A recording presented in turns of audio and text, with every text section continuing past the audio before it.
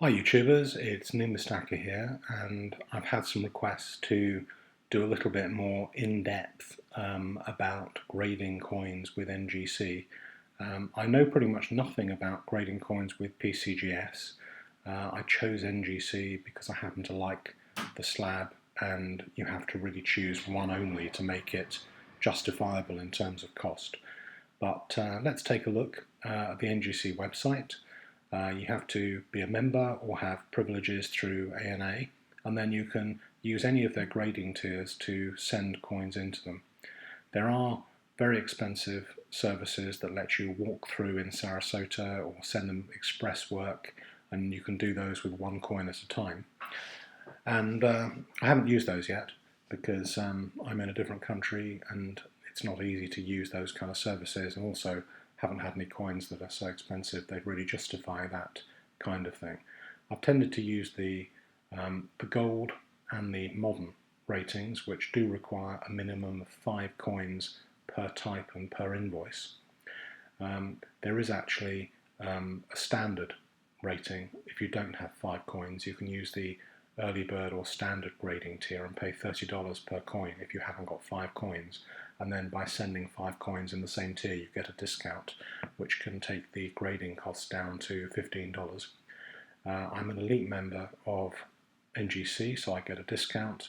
So if it's a modern coin and it's US, then I might pay $15 less 10%, or a world coin, then $17 less 10%. The discount I get doesn't seem to apply to the extra services. So if I want to have a scratch-free holder or an early bird special label, I don't seem to get a discount on those at all, which is a bit of a shame. I think that NGC have made their tiers way too complicated and their rules way too complicated. It's obviously an art form as far as pricing goes, but I think that they would get much more support and many more coins to grade if they made their tiers a little bit easier to digest.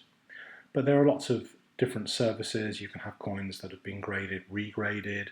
They'll take only PCGS coins for cross-grading, so they'll say if you send them a 69 PCGS, they'll take a look at it and only regrade it, for example, if it can get a 70. They'll do a number of these kind of services. They're all quite expensive, but they offer a variety of services, including access to NCS, which is their conservation arm. So I've used a few of these, and I guess over time I'll use some of the others too.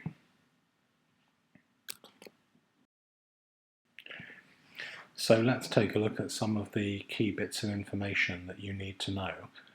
First of all, the grading fee is assessed per coin. Even if the coin ends up as being a problem coin or a details coin, you still have to pay the grading fee and the scratch-free holder fee and any other label fee and everything else. It's all charged no matter what the problem with the coin. There are lots of extras, and watch the price of the extras. So if you add scratch resistance and a special label, that can put $10 on the cost of a holder. I think it seems pretty expensive, and they should do something to reduce the price of the extras or discount them.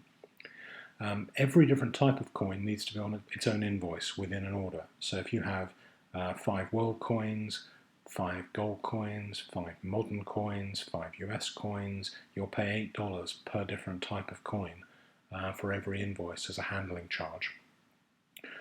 All of the cheaper coins require 5 coins minimum per coin type.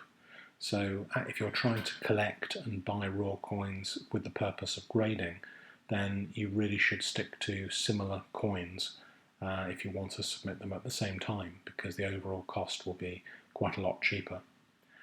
They have differential pricing for USA and world coins. I personally think this is crazy and they should change it. After all, the USA is actually part of the world, not separate from the world.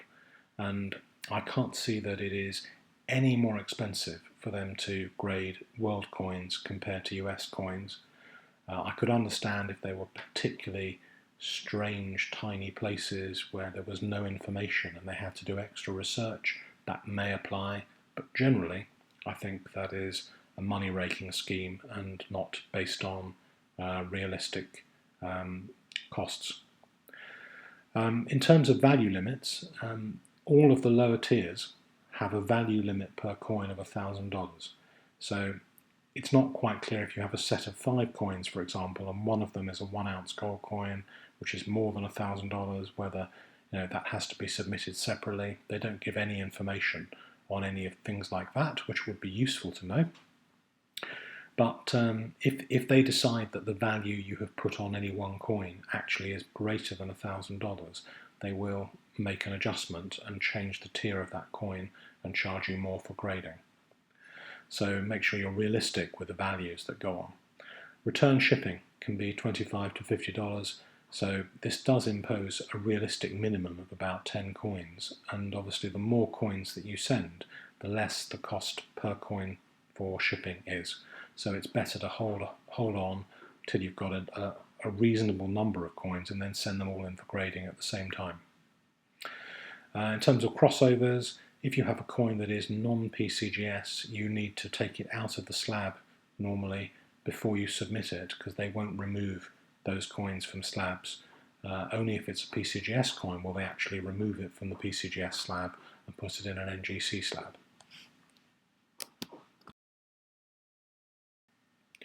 Let's take a look now at some of the international aspects, because not everyone is sending coins from within the USA. Obviously the postage costs to send coins in internationally can be more than if you were in the USA, so that's one thing to bear in mind. You're obviously paying in US dollars, which means that there can be credit card foreign currency surcharges and loading and exchange rates to deal with, so that the actual cost per coin could be higher to grade if you're outside of the USA compared with locals. The International Postal Services to Sarasota, you're sending to a PO box, and particularly with the UK, you can only send tracked. You can't send tracked and signed to a PO box, but I haven't really had any problem with that so far. And most services into the USA are not fully insured when it comes to gold and silver bullion. So to some extent, it's likely to be that coins sent from outside the US to the US via regular postal services are a kind of risk, which maybe if you were sending from within the US you wouldn't have that risk. NGC says they provide limited return insurance cover, although I don't really know what that means, and they might in fact provide no cover, because I think that it depends on the local postal carrier to some extent, and that the regular registered mail insurance for gold and silver bullion doesn't necessarily apply as soon as those coins leave the country. Also, postage service is not fully tracked. It's registered post, which is secure box handling all the way through. I have never had a problem with this, but it does require a signature on delivery, can't be left with a neighbour, but it's not fully tracked. So I found the moment it leaves the US, then I don't get to hear about what's happening to it until it's actually arrived at the local post office for delivery. Finally, let's take a look at the modern grade, because I think that mostly the kind of coins that you guys will be submitting will be in that modern grade. So you can have silver, you can have gold, you can have platinum, you can have anything that is 5 coins at a time, and each value, the value per coin needs to be less than $1,000. What is modern? There is a totally loony definition of modern by NGC. If it's a US coin, it has to be after 1955. If it's a world coin, after 1970. Don't ask me. I think somebody needs to have their heads examined, to be honest, on this one. I mean, clearly they should be exactly the same. There's no conceivable reason why I should pay $30 to grade a 1958 UK sovereign, but if I had an American gold coin from 1958, I could have it as a modern coin. It's absolutely crazy.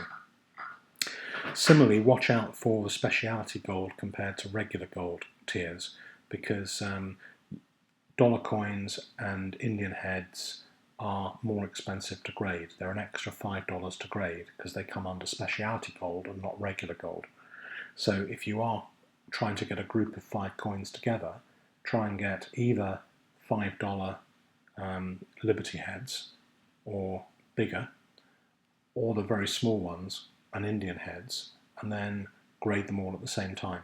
Don't buy $1 and 4 half eagles, because you'll have to pay 2 lots of invoice charges, and you may find that the single one needs to be submitted under a different tier as a standard grade. So hopefully that was a little bit of help. Probably the best thing to do if you're interested in grading is to take a look at the small print on the NGC website. There's lots of information there. It's taken me a lot of reading to understand what it means, and some of it makes no sense at all. It seems to have developed over a period of time. So if you find out anything that I don't know, then let me know, and hopefully you'll find that interesting, and let me know in your comments.